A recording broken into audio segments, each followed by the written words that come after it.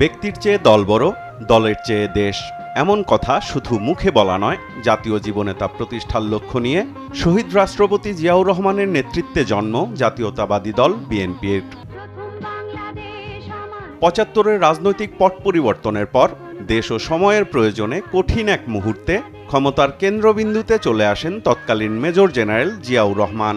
ক্ষমতা গ্রহণের পর নতুন বাস্তবতায় চেষ্টা করেন রাজনৈতিক দল গঠনের। তারই প্রথম ধাপে গঠিত হয় জাগদল।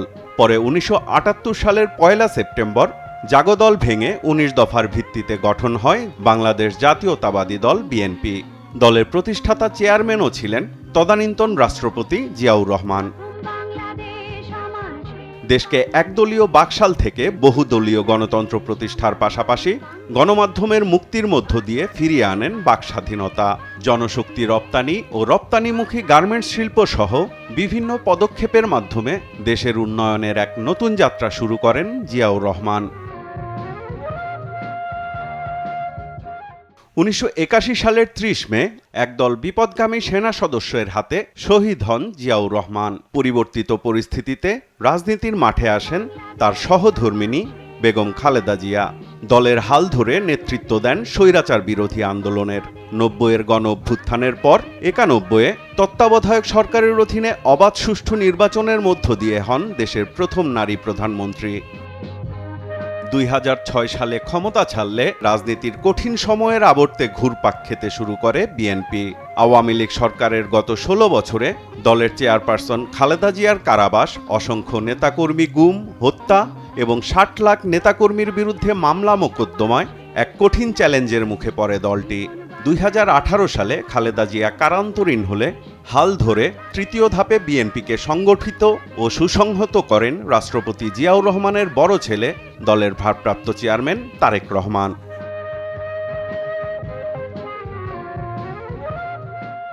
৪ দশকেরও পুরনো এই দলটির সাথে মিশে আছে বাংলাদেশের গণতন্ত্র পুনরুদ্ধার, মানুষের ভোট ও ভাতের অধিকার আদায়ের সংগ্রামের দীর্ঘ ইতিহাস। ৫ই আগস্ট ছাত্র জনতার আন্দোলনে আওয়ামী লীগ সরকারের পতনের পর মানুষের ভোটের অধিকার প্রতিষ্ঠা করাকে সামনের দিনের বড় চ্যালেঞ্জ বলে মনে করছেন দলটির নীতি নির্ধারকরা। যেভাবে অর্থনীতিকে লুণ্ঠন করেছে, ব্যাংক সমূহকে খালি করেছে, গুম করেছে, মানবাধিকার লঙ্ঘন করেছে, এই সব কিছু দমন করে বাংলাদেশকে একটি আদর্শ জনকল্যাণমুখী রাষ্ট্রে পরিণত করার জন্য আমরা এবং ছাত্ররা আমরা হাতে হাত মিলিয়ে সংগ্রাম করব। এটাই হলো বিএনপির জন্য চ্যালেঞ্জ।